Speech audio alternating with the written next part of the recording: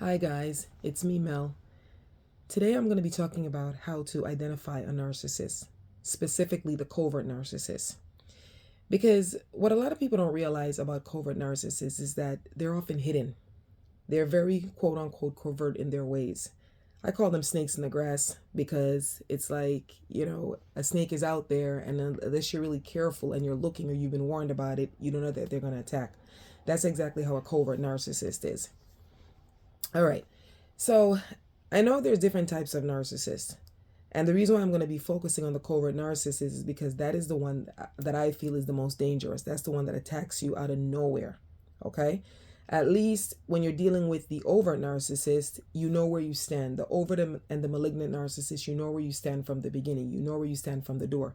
But with the covert narcissist, they're very, I don't know how to say the word, like they sneak a lot. They're a sneaky type of people.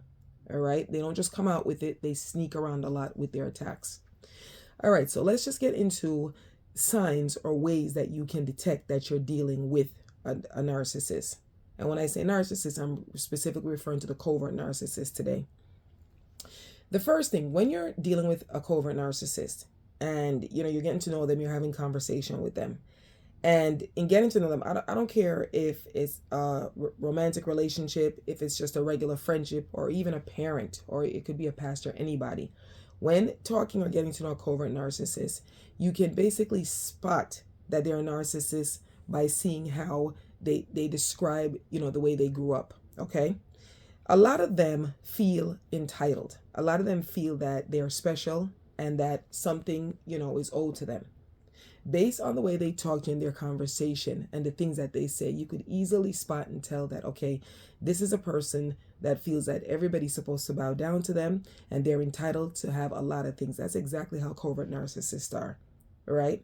Mind you, you also have the flip side where sometimes when you're talking to that narcissist can be the opposite of the entitled narcissist. They can be the one that plays the victim from their childhood. In other words, they'll tell you these sob stories, or they'll say, I never had it easy. I grew up very hard. That my dad wasn't there for me, or my mom was very cruel, and so forth. And it could very well be that they did have a bad childhood, but because they had a bad childhood, they're gonna ride that story. All right. And thus, that's a lot of people say that's how even some of these narcissists are developed, based on how bad their childhood was or how entitled they were during childhood or throughout their life. And that's how they become narcissists. So a person that's acting entitled, always feeling or always acting like people owe them things, or a person that's always playing victim, playing the childhood victim and so forth, like they were the scapegoat, they were the child that was treated so badly, that's a sign that you're dealing with a covert narcissist, because it's like they're carrying a huge burden. They have a lot to bear. Okay. The next way that you can detect a covert narcissist is, a lot of them, when you're having conversation with them, their ego take over. Their ego takes over, right? They believe that they're so much more intelligent than everybody else. In other words, they know everything. You can be talking with a covert narcissist about a subject that they have no idea about. For example, let's say you're talking about a profession. Let's say, you guys are both school, let's say you're both school teachers, you and the covert narcissist, and you happen to mention something about the medical field. Don't be surprised if that covert narcissist takes over the conversation and starts telling you stories about the medical field or that discipline, and they have no idea what they're talking about. Because again, based on their ego, they always have to be right. They always have to know everything. So when you're talking to somebody like that and they're taking over the conversation and they're telling you things about that they have no idea, no type of training and so forth, they have no idea about the issue or the subject, and they want to act like they do, that is your covert narcissist. This is where you see they're becoming very egotistical. I know everything. In other words, they're very arrogant. They know everything about everything, and in reality, they don't know anything. Okay? The next way that you're dealing, that you know that you're dealing, or you're identifying a covert narcissist, is when they always need for somebody to praise them. Let me give you an example. Let's say, for example, you haven't seen a covert narcissist for a while, and they come out, they have, maybe a new hairstyle, or they got a haircut. They're basically waiting. They're waiting for you to say something about it. All right. And they'll do little subtle things like, they'll if it's a woman and let's say she got her hair done, like she'll start flickering her hair, waiting for you to notice. Oh, you changed your hairstyle? Or if it's a gentleman, he'll probably start rubbing his face, trying to get you to notice that he got a new haircut. They always need to be praised because, again, the reason why they work off of praise and for that validation is because they have very low self-esteem.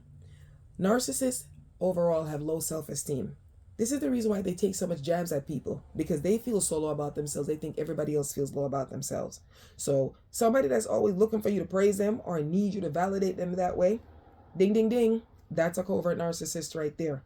Always need self-praise, okay? And people don't need to praise you for you to feel validated, okay? But if a person is always looking for praise, then that's a sign that this person has very low self-esteem. The next one that is actually easy in detecting a covert narcissist is when they start doing the passive aggressive behavior. The passive aggressive behavior is basically food for the covert narcissist. Okay, this is what defines the covert narcissist overall. Because as I said earlier in this video, what I said was that a narcissist, specifically the covert narcissist, they don't know how to come out and say or express themselves. In other words, they're very devious. They act like snakes in the grass. When the narcissist is exhibiting passive-aggressive behavior, they start with the bullshit. They start with the silent treatment. Okay? They can never be straight up with you. So, for example, let's say you and the narcissist have an argument, and I'm going to take this into a romantic relationship. Maybe it's your partner. You and the narcissist have an argument, or just something very minor, very small. You guys talk about it, you kiss and make up and so forth. And you think everything is good. You go about your day, you go make dinner, etc. You do laundry. Covert narcissist go off to work. They come back their day. All of a sudden they come back, you notice they're talking with you, but they're not outright. Or they're not enthusiastic about having a conversation. They're very laid back with the conversation. And this is where the passive aggressive behavior starts. Okay? Either they're barely speaking with you, or they're barely acknowledging you, or they're ignoring you, and if not, they just completely go silent on you. And in your mind, you're like, what the hell's going on? I thought everything was good. Yeah, you think everything is good, but the narcissist is still angry about the little blow, the little spat that you guys had a few hours or maybe a day ago or whatever it is. They don't get over anything. They don't move on. They're always angry. That's how covert narcissists work. So because they're angry, this is where the passive-aggressive behavior comes in, when they start to go silent on you. Anybody that gives you the silent treatment, if somebody can go on for hours or for days not speaking to you over some stupid little thing, such as you leaving a spoon in the sink, or you forgetting to hang up a jacket, or you forgetting to, maybe text them back, because it's always some little small shit that they blow out of proportion. It's never a big problem. It's never a big emergency. It's always some little stupid shit that they take to another level, and as a result they go silent on you. Sometimes instead of even going silent on you, if you don't live with them, they'll even go ghost on you. They don't want to see you because they're that mad. But because they're cowards, instead of just coming out and just saying, hey, Bill or Sally, I didn't like what you said, I didn't like what you did, whatever, they're going to keep silent, because their whole mantra, their whole thing is to punish you. All right? That's where the passive aggressive behavior comes in. So if you're dealing with a person like that, and you see that they're going silent on you, and they're doing these, they're acting funny, they're not communicating with you, or they're barely communicating with you, that is a covert narcissist right there. Okay? That is a covert narcissist exhibiting passive aggressive behavior. All right. Another sign that you're also dealing with a covert narcissist, and this kind of goes back to when I was talking about them, playing the victim, but I'm going to go a little bit deeper with the victim. All right. When a covert narcissist talks to you, because again, they love free therapy, they like to complain about everything. But when a covert narcissist talks with you and they let you know that something happened to them, God forbid something bad happens to them. They're human beings just like we are human beings also. But if something happens with them and they're explaining it, they always take the side of the victim. Okay? Everybody else is the villain. Everybody else is the villain. The covert narcissist either acts like the victim or they act like the hero. But in the case of what we're speaking about here, they're acting like the victim. Okay? It's never their fault. And why they act like the victim is because they cannot take any type of accountability. They can never admit they're wrong. They can never admit they do anything. So again, if you're talking with a person or you're dealing with a person where whenever you and them have a disagreement and they're clearly wrong or they clearly did something bad and they can't apologize or they can't say, okay, you know what, listen, I was wrong, or you're right, this is how this goes. If they can't do that, or what some of them like to do is they like to lie and say, oh no, that's not how the story goes. But that's a form of gaslighting, and I'm getting to that. But back to them being the victim. A covert narcissist takes no accountability for when they're wrong. They play the victim the whole time. If you're dealing with somebody like that can never admit that they're wrong, that always plays the victim card, that is a big sign that you are dealing with a covert narcissist. Okay? No accountability. And the reason why the narcissist doesn't take any accountability, because first of all, with that ego, they can't admit that they're wrong, and they can't stand shame. They would be, if they were to admit that they were wrong, they'd essentially be ashamed of what they did. And a narcissist cannot stand shame. That is literally their poison. Other than the truth, shame is also one of their poisons. So this is the reason why they play victim. So you're talking to somebody like that, or you're dealing with somebody like that, ding, ding, ding, you are with a covert narcissist, or you're dealing with a covert narcissist. All right? The next sign, or the next identifier of a covert narcissist, is that they put everyone down. Okay? I call them Debbie Downers or Donnie Downers. They're always negative. They never have anything good to say about anybody. Covert narcissists, they are so toxic that it doesn't matter who it is, whether it's a famous person, if it's somebody that they know, if it's their partner, if it's their colleague, if it's their friend, if it's somebody walking by on the street, they always put people down. So I'll give you an example. I knew a covert narcissist. I still know her to this day. And I don't hang with her anymore because, again, I don't tolerate narcissists. I don't waste my time with them. The moment I know that you're a narcissist or I see right through you, I just disengage. I don't have time, right? But I remember before I was so, apt about narcissism, I remember just being around this woman. And let's say, for example, we were sitting somewhere. Let's say we're at some social event. Every single person that walked by that lady in the event, or every single person that came to the event that she literally got a view of or a vision, she had a comment to say. She had something to say. She talked about their clothes. She talked about their shoes. She talked about their makeup. She talked about if they smiled. Whatever it is, the narcissist just kept running her mouth. She kept putting people down. Okay? They always have negative things to say about people. They can never just give anybody a compliment, whether it's in front of the face or behind the back. It doesn't matter. Again, because they feel so low and they're jealous. They don't like to see anyone looking good. And you know what the ironic thing about this narcissist that was putting everybody down? She's not a hot cake, in my opinion. And some of the people that she would try to put down, they look better than her. But again, she was jealous of those people, and that's typical covert narcissist behavior. So again, looking back at it now, that was a covert narcissist. But at the time, I didn't know that it was a covert narcissist. She was horrible. She made fun of everyone and she put everyone down. And some of the people that she was making fun of, she knew them. And if they came over to her and said hello, the hypocrite would sit there and laugh in their face and, hey, good to see you. And as soon as they turned their back, she would say something negative. And now that I think about it, I'm sure when I turned my back, she said the world of mean things about me. That's what covert narcissists do. They always talk bad about everyone else. They put everyone else down. Another way to see that the person is a covert narcissist too, is when they give you backhanded compliments. Now, this kind of segues into them putting everyone down. A lot of backhanded compliments come, I guess, in friendships or even relationships or whatever it is. They'll say something to you, like let's say the narcissist sees you wearing new clothes. They'll probably say something like, oh, that sweater looks great on you. But I think it would look a little better if, maybe you'd gotten a bigger size. In other words, they're telling you your sweater is nice, but they're also saying, you're fat. So that's why the sweater doesn't look good on you 100%. That's how they are. They can't just say, hey, listen, Bill, Sue, you look great, nice sweater, wonderful. Or they can't even say, where'd you get it? I want to get one. They can't try to emulate you. What they try to do is just put you down. It's like they like the sweater, and because they're jealous of the new sweater that you're wearing, they're going to give you a compliment about the sweater, but they are going to give you a backhanded compliment because, again, covert narcissists, they do not want to swell your head up, right? They don't want you to feel like you're special now. They want to drag you through the mud, okay? They're very jealous. Another example of them giving you a backhanded compliment, for example, and a lot of them, see, a lot of narcissists, they made bad choices in their life. And because they made bad choices, whether they made bad choices financially, emotionally, it doesn't matter. Even in the partners that they choose, they make bad choices sometimes. Sometimes when they come across you, the empath, who's actually living a good life and enjoying your life, you that's grateful for the things that you have, you that's worked hard for your things, they envy you.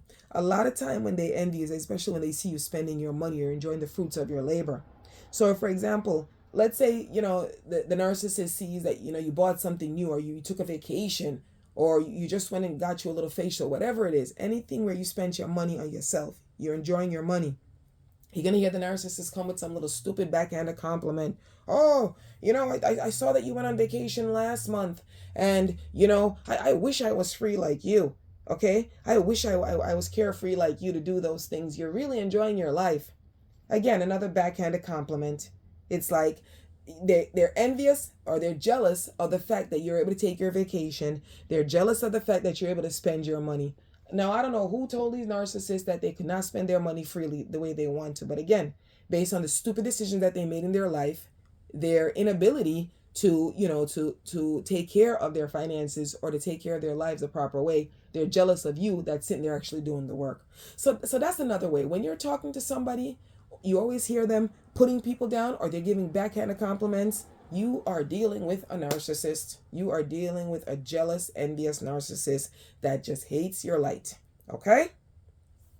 Another sign or another identifier of a covert narcissist is they're hot and cold.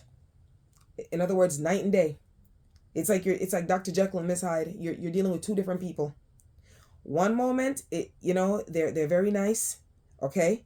They're very nice. They're hot. Everything is going good. They're having good conversation with you. They're dealing with you. The next thing is that they just get moody. They get very cold. All right? They don't talk with you at certain times. Piggybacks on the silent treatment. They don't want to see you. Okay? If it's a case of with the phone, it's like sometimes you won't hear from them for days. They ghost you. They go silent. They don't want to deal with you. Hot and cold. But a little caveat about them being hot and cold is that sometimes, especially in romantic relationships, when they're hot and cold with you, it's because they're dealing with somebody else. All right? When they're cold with you, whatever, they're hot with somebody else. So that's another way, especially in romantic relationships, you can identify the narcissist, depending on how they're dealing with you. This is, they're inconsistent when it comes to your emotions. They're emotionally inconsistent. They don't stay on the same track. They don't stay neutral with you. Either they're upset with you or they're happy with you. But they could just never be neutral and normal and just let the day take its course. The narcissist doesn't do that. It's always, a lose-lose situation with a narcissist. They're never consistent with their behavior or their attitude towards you. Next way that you learn that, or you see, or you identify that you're dealing with a narcissist is when they do the art of triangulation. And the triangulation can be done in every aspect. But more so, a lot of people tend to focus on triangulation when they're dealing, with their partners. For example, let's say you're dating a narcissist now, and narcissist broke up, with the other person before. You do one little thing wrong. They're going to tell you, well, my ex-girlfriend didn't do it like this. My ex-girlfriend didn't cook the food like this. Or, my ex-boyfriend, he would never do that to me, and so forth. They devalue you by bringing other people. It's like they try to make you feel bad. They try to compare the people to you and say that other people are better off than you. It's like it's another way for them to put you down, okay?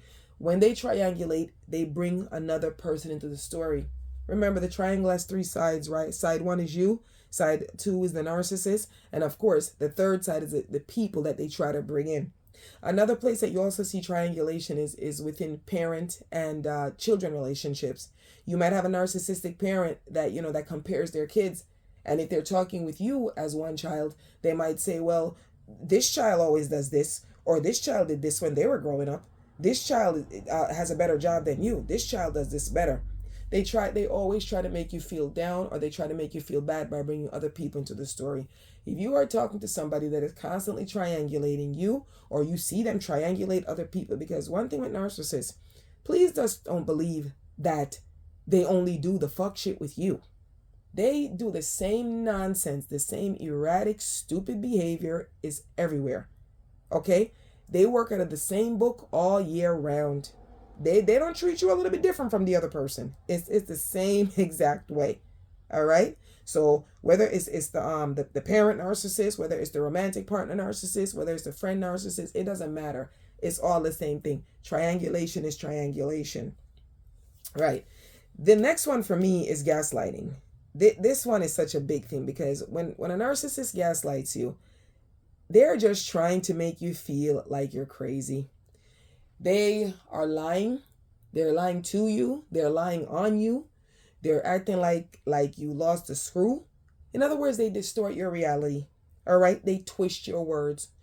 You and a narcissist can literally witness the same event. And the way you told the story or the way the narcissist tells the story is totally different. It's like night and day. Because for some strange reason, that narcissist feels like they have to lie. They got to twist your words around. Okay? The worst times a narcissist gaslights you is when they're lying.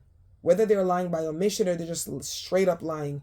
They tell you something totally different from what happened. They try to make you believe you're crazy. And this is where they play the mental card too. This is where they mess with your brain when they're gaslighting you. Anybody that gaslights you, anybody that twists your words, anybody that just lies, anybody that tries to distort your reality, anybody that's telling you that the color gray is yellow when it's plainly gray, that person is a gaslighter. And they gaslight you to confuse you. They work off of the spirit of confusion. Anybody that's trying to gaslight you, therefore trying to confuse you, make you think that you're crazy or you're unrealistic or you're just plain stupid, that is not a good person. That is a narcissist right there. Okay? They tell you exactly who they are based on how they gaslight you and how they use their perception of reality. Because those people are unrealistic. Those are just some of the ways that you can identify the narcissist. Now, I also want to explain too, a lot of people end up feeling so hurt after dealing with the narcissist. Okay? I have a video entitled, the red flags of the narcissist. Why I'm even bringing this in here is because if you were able to spot those red flags, right? aka identifying those red flags, like I just said, identifying these flags of the narcissist, it would have been so much more easier for you to get out of that bad relationship and not have to deal with that narcissist. Okay? Because narcissists, they're very deceitful. All they do is play games. And if you don't know or you didn't know how to identify and how to spot a narcissist, you basically sat there. You stood there the whole time and you thought that something was wrong with you, and it wasn't nothing wrong with you. What was wrong was that you were dealing with a toxic gaslighter. You were dealing with a toxic person that's just passive aggressive. You were dealing with a toxic person that always played the victim when in point of fact you became the victim. That's how they are. They play off of your emotions. Okay? So identifying a narcissist, right? All of these hidden signs that I mentioned. You see, we weren't taught in schools how to identify toxic people. People had conflicts, people had disagreements, and maybe the teacher, your parent might say, oh, don't worry, that's just the way they are. You guys kiss and make up, it'll blow over again. But with a narcissist, there is no kiss and make up. It's constant. It's every day with a narcissist. This behavior, the gaslighting, the victim attitude, the passive aggressive behavior, okay? All of these things, the running hot and cold, the manipulation, this is constant. So if you are not ready to identify, you can't identify those signs, you are going to stay in a relationship that is just not deserving of you. You're not getting anything from it. And I also want to point out that narcissists, especially covert narcissists, they are everywhere. That's another reason why people can't spot the behavior, because people don't realize and people don't know that these narcissists are all over the place. Okay? They are everywhere. You will find your covert narcissist, obviously, your partner. Okay? You can find your covert narcissist in religious institutions, right? They're there because nobody hides more in religious institutions than narcissists. A lot of them, they have a lot of grief, a lot of guilt to carry.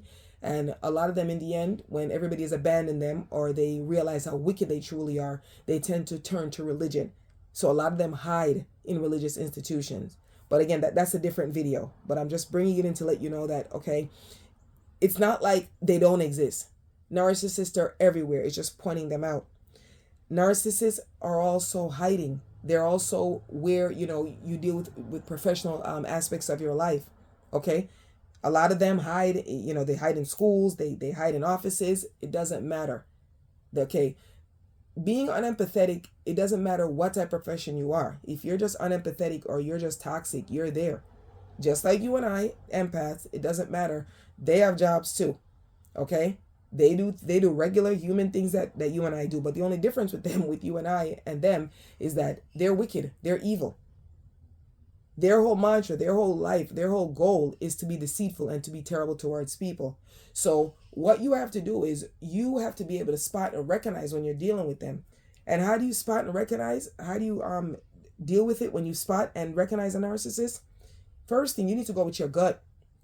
You need to go with that big old thing called your gut feeling. You need to go with intuition. In other words, and if you want to take it a step further, you should be able to discern when you're dealing with a toxic person. Because let me tell you something, there's only one plus about these narcissists. They can only hide who they are for so long. They pretend, but as you always hear me and other influencers say, they take their mask off or their mask falls off. The mask crumbles so quickly. Okay? So even if you meet a narcissist and they're love bombing you and they're being so nice and kind to you, I guarantee after like what, a month, if that long, they're going to start showing their true colors, because they can only keep up the charades for so long. You have to understand, a narcissist is inauthentic. They're fake. They're phony. Who you met and who you perceive to be is not who the narcissist is. That's just, the representative. That's the deceiving person that came to you. They only came to fool you. They only came to gaslight you. All right? So eventually that narcissist is going to take that mask off and you're going to see their true colors. So at this point, when you learn and you start identifying them, it's easy. All you got to do, you have a choice. If you want to keep disturbing your peace, you can continue with them and pretend like you don't see it, or you could do the noble thing and just disengage. When you identify a narcissist, you just have to learn to disengage and, keep them at arm's length. In other words, you're going to feed them with a long stick. You don't sit there and hope and pray that they're going to change and they're going to act different and they're going to be better, because they will not get better. They're just going to continue, because, again, the problem with narcissists, they think everybody else is stupid. They think they're wise. They think they know everything. Again, they think they're better than everybody. They really, truly believe that they're smart. Okay?